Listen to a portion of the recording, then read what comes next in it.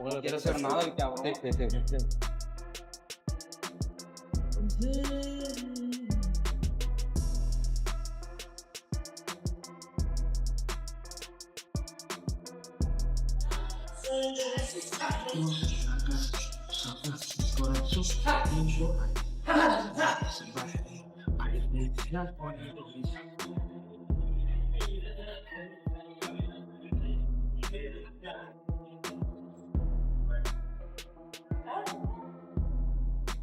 ¡Tiempo!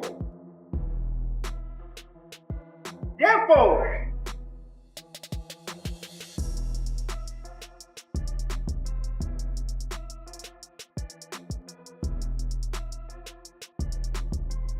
¡Tiempo! They throw that jab. It's easy. Or your left, a la izquierda. Boom. Okay.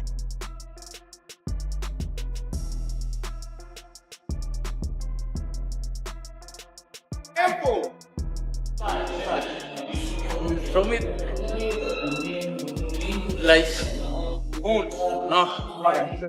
After his defeat against Rolly Romero, Ryan Garcia didn't simply reset his mindset. He went back to familiar ground. What many are missing is the significance of that move. Rejoining Canelo Alvarez training camp under Eddie Reynoso isn't a sudden change. It's a return to the environment where his development truly took shape. And obviously, Canelo's ring IQ is very, very good, and I took a lot of stuff from that, and it's something that you just internalize and see, and you know how to do, you know what I mean? Just like Mayweather, you just do it. You know, you just be great just by, you have to have a good feel for the game, and I think I do, especially now. So I'll be probably taking in just those memories of watching somebody that's a superstar and knowing how to handle it. And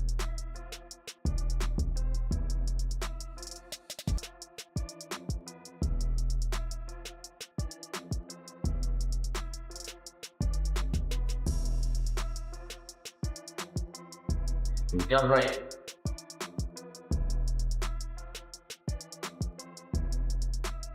All right.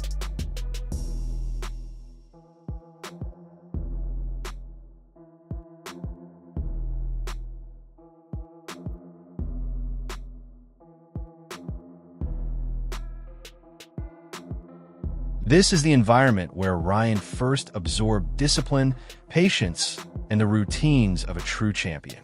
Canelo has always played the role of the master craftsman in this dynamic.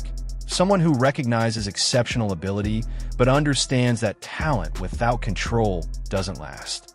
Ryan, by contrast, fits the prodigy mold. Fast, powerful, emotional, and at his strongest when guided by calm leadership rather than fueled by unchecked energy.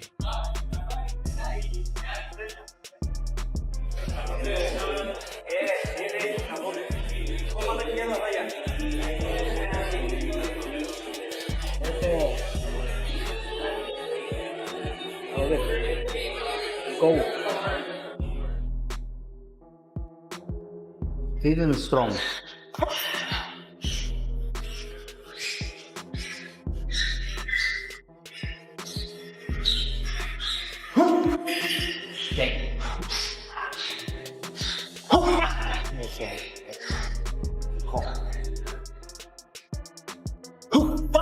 What really stands out is how seamless this reunion looks.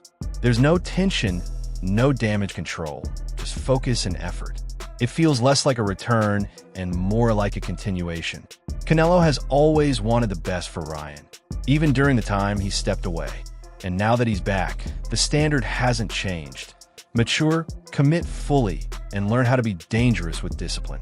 He's teaching me a lot of stuff, giving me pointers. You've seen in the ring. It's not getting better. Clowning, but you've seen what I did. So. You look really impressive right there, using your jab, feints, defense. Yeah, I just let my trainers speak for my improvement. I know what I'm doing, but you just gotta stay focused. Gotta keep going. Do you feel different? Do you feel better? Oh, way better. I mean, I'm way more focused. Nobody could come in the gym without nobody saying anything. So everything's been so professional, and I know how to be a champion now because I see it right in front of me. If Ryan fully buys into this setup, not part-time, not as a short-term fix, the outlook shifts instantly. Canelo's camp isn't just about improving technique. It's about stripping away flaws. And those lingering habits have always been Ryan's biggest obstacle. Perfect.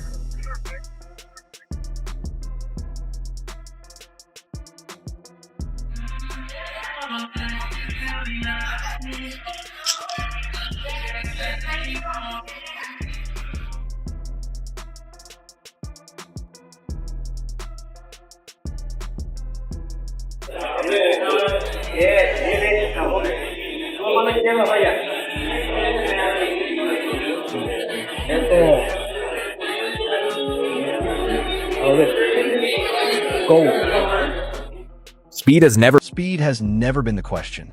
Power hasn't been either. The missing piece has always been control. If Ryan stays committed to Canelo and Eddie Reynoso, learning how to manage tempo, protect himself after exchanges, and fight with purpose instead of emotion, there's very little left for opponents to take advantage of. This isn't some reinvention. It's a return to the blueprint that made people believe Ryan Garcia could be something special from the start. What stands out about Bob Santos?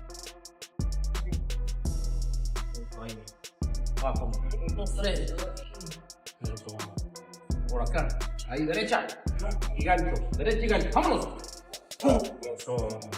Ahí está, ahí, ¡pum! Mano arriba, ahí, ahí, ahí, vámonos. Venga, eso, dale vuelta con tuya. Bob Santos is that he doesn't lean into hype or manufactured tension. He emphasizes responsibility. And for Ryan Garcia, that mindset is far more dangerous than any trash talk. When Santos talks about why Mario Barrios brought in Joe Goosen, it isn't framed as a strategic move aimed at Ryan. It's framed as self-evaluation. 2 consecutive draws weren't good enough? No excuses. Santos owns that directly, and that tells you everything about this camp. They don't avoid hard truths. I've known Joe. He's a mentor of mine. Joe's one of the most straightforward guy, no nonsense. There ain't no mold, there ain't no none of that. Now, Ryan, where he gets that from, again, you start getting people in your head and putting conspiracy theories and saying this or saying that, or people trying to use whatever to get close to you, or maybe he's just saying it because he wants to sell the paper. I don't know what the reasoning is behind it. I know one thing, Joe would never sell his fighter out. When Santos brings up the Pacquiao fight, he shuts down the shell-shocked narrative right away. He points out that Barrios has already performed on the biggest stages against Tank, Thurman, and Manny Pacquiao, so nerves were never the problem. The real issue was clarity. Too many voices, too many perspectives, and not enough decisive direction. That's why bringing in Joe Goosen matters. One leader, one plan, no distractions. I believe he's getting down to business. And I got to believe that he knows that his career is on the line, and this is his shot at another opportunity for a world championship. And he wants to solidify his legacy. You want to be the guy that, yeah, you made a lot of money in the sport, but you never won a world championship? Right. Those things are going through his mind. Santos makes it clear that Ryan can't afford to overlook anyone at this stage. After the loss to Rolando Romero, that luxury no longer exists. He frames this fight as a defining moment. Not hype, not content, but legacy. Either Ryan proves he belongs at the world level, or he risks being remembered as a permanent almost. When Santos breaks down the matchup and calls it a 65-35 fight, depending on which version of Barrios shows up, it isn't disrespect, it's measured confidence. That belief comes from experience, physical advantages, adaptability, and time spent against top-tier opponents. He's not guaranteeing domination. He's guaranteeing readiness. And in boxing, that's usually the side that rests easier the night before the fight. But I know what he's capable of. I know if he prepares.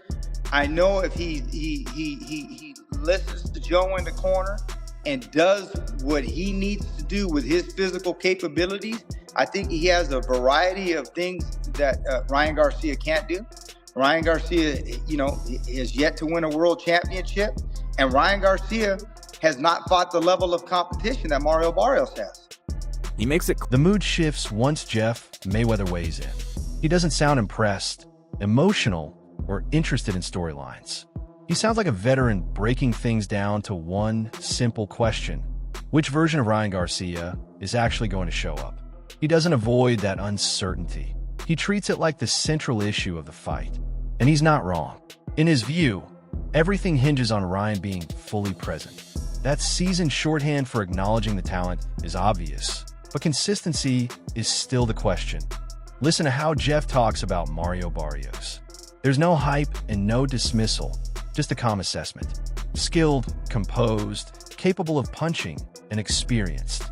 That kind of praise is dangerous because it suggests Jeff sees Barrios as the type of fighter who won't make mistakes while waiting for Ryan to figure himself out on fight night. So would you say that, so do you like this fight for Ryan right now? Yes or no? You basically just... I mean, if I was on his team, yeah, I would love it. But if I'm not on his team, I mean, I'm just being honest. He should not be fighting for a world title.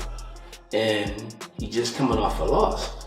But the reality is what I said before. Social media is the reason why, because Mario Barrios, even though he's a champion, he needs Ryan Garcia to get a big payday. The sharpest moment comes when Jeff questions why Ryan is even in a title fight right now, coming off a loss. That isn't bitterness. That's old school boxing logic colliding with modern business realities. Jeff says the quiet part out loud. Star power changes the rules, and Barrios benefits financially. But once the bell rings, social media numbers don't matter. When Jeff points to Ryan's biggest issue, he doesn't say it's physical, it's mental. And that lands. He's not calling Ryan fragile. He's calling him unpredictable. Jeff's belief is simple. Calm fighters usually perform better. But Ryan plays mental games so convincingly that even people watching can't tell what's real. That's not praise or criticism. It's a warning to SO when Jeff leans toward Barrios. It's not because Ryan lacks ability. It's because reliability tends to beat volatility more often than flash does. Jeff isn't saying Ryan can't win. He's saying Barrios doesn't need anything extraordinary, just time. And the longer the fight goes, the louder discipline becomes compared to speed.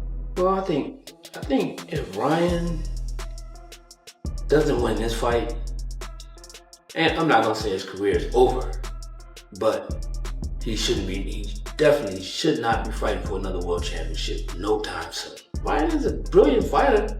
I'm not saying that he's a bad fighter or anything, but he's a brilliant fighter, and I mean, probably got one of the best left hooks in boxing history. So would you be yelling, throw the hook? I think I would be, that's his bread and butter, so that's what he needs to do. Right after Jeff Mayweather leaves us in that tense space of talent versus reliability, the conversation shifts and intensifies when Paulie Malignaggi, Chris Algieri, and Robert Garcia weigh in. Suddenly, it's not just about whether Ryan Garcia can win. It's about whether boxing even respects the notion of earned opportunity. Paulie doesn't waste a second pretending the sport operates on fairness. In his view, stardom bends the rules, and history proves him right. When he compares this moment to George Foreman leveraging legacy and star power, it's not flattery. It's a critique of how money often outweighs merit. Then Paulie turns his attention to Mario Barrios, calling him vulnerable. That might sound extreme, but it also explains why this fight is happening in the first place. It's interesting. I wish things would just be held accountable and then just held by the rules, just so there's a standard. I'm not hating on the fight because I actually think Ryan Garcia knocks out Barrios. I think Barrios is horrible as a champion, maybe the worst champion I've ever seen in my lifetime anywime. I don't know if anybody's got any other worse guys than that, but don't mention me because there's no shot he would have won a round against me in my era, let alone the fight. But Chris Algieri takes it a step further, framing the matchup as an example of boxing rewarding fame and past failures over consistent merit. That's where the tension spikes. Ryan isn't just facing Mario Barrios in the ring. He's facing the reality that popularity can carry a fighter further than results. Robert Garcia brings a grounded perspective, stepping in as the adult in the room. Barrios may not be flashy, but he's durable, disciplined, and still standing when the chaos fades. He also points out something key about Ryan. His talents are undeniable, but they're conditional. Speed and power only matter if they're applied effectively, a question that has lingered over his career. The panel keeps circling the same uncomfortable truth from different angles.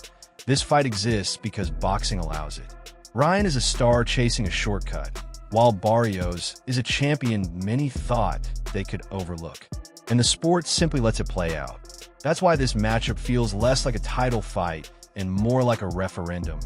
Not just on Ryan Garcia, but on what boxing rewards in 2025.